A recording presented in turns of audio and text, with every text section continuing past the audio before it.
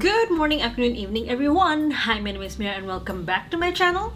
Hi, how are you? Hope you're doing great because I am. If you haven't, please don't forget to click that bell button besides my subscribe button so you will be notified if I upload something new. Trust me, that is necessary because I have an awry upload schedule and I'm very sorry about that. But if you click that bell button, you will be notified. So I think that'll be better. So just click it. You won't regret it.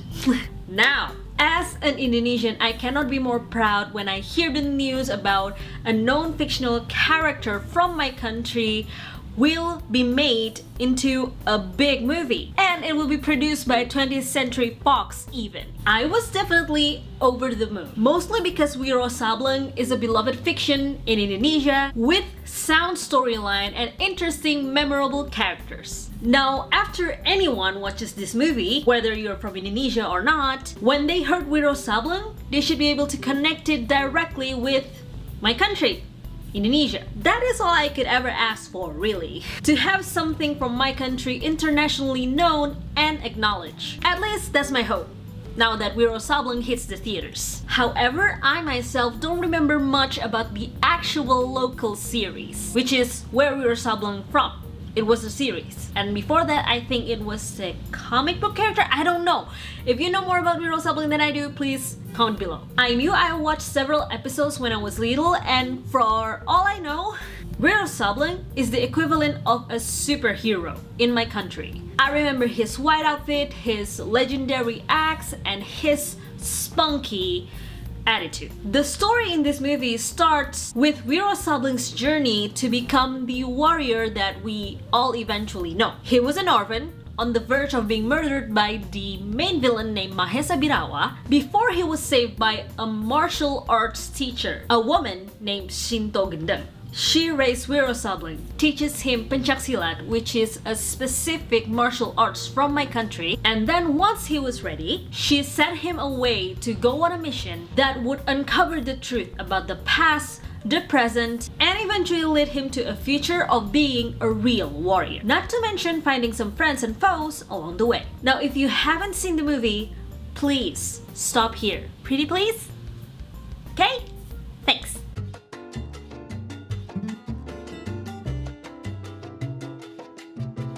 First reaction of watching Wiro Sableng was, I didn't know how he became an orphan. So it's nice to see that this movie began with that story instead of just Wiro Sableng goes off as an adult doing his thing, because even though that's eventually what we want to see, the beginning gave the entire story much more depth. We saw Wiro Sableng grow, learning what he can from his teacher, and eventually went off and searched Shinto Gendeng's ex-student, who happened to be the man that killed Wiro Sableng's family as well. The story continues with a lot of action and spunk. Sometimes there's time where people involved break their characters just for an effort of being funny, and I wasn't expecting that at first, but I'm glad it happened. It gives the story, it gives the movie a little bit of color. Also, Wiro Sableng said some names or some things that has to do with popular Indonesian culture, and that is pretty entertaining to see. Now, when I hear that the movie will be produced by 20th Century Fox, I was expecting some upgrades on the actions and the effects, which I definitely get from trailers already, and I saw it more in the movie. What impressed me the most is when Wiro Sableng and his friends battled this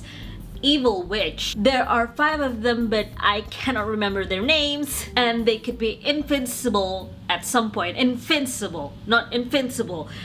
Invisible, you know, I can see them. That kind of invincible. I'll just spell it out for you here.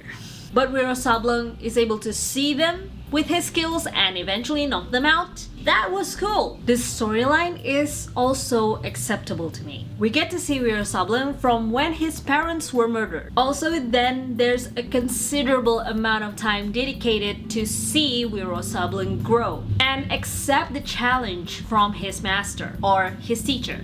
whichever you want to call Shinto Gendeng.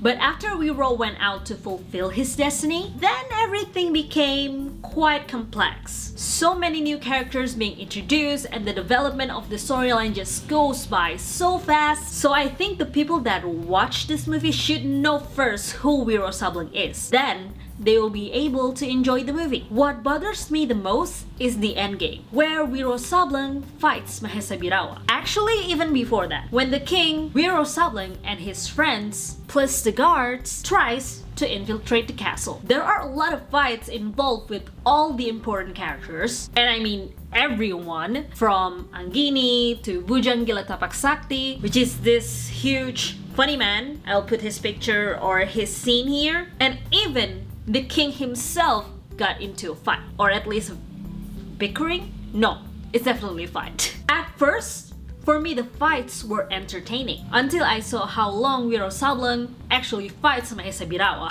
and I was honestly getting tired of seeing them just going back and forth. I even yawned one time. It's not that the fight itself isn't good, it's more of the length of it. The banter was just too long for my taste. Moving on with the characters, my favorite character from this movie is Bujang Gila Tapak Sakti, because not only funny, I didn't think that he would be able to convince me as a fighter because I didn't see him in action in the trailers, or maybe I did, but I didn't know that it was him. He is, for me, the most entertaining of the bunch, even though Wiro Sableng himself is already very funny. Also, there's a little Easter eggs when it comes to character. The actual actor that plays Wiro Sableng in the local series appears as a warung seller when Wiro fought, I believe his name was Kaling Gundil, in the warung scene. If you don't know what warung is basically just a really small restaurant that is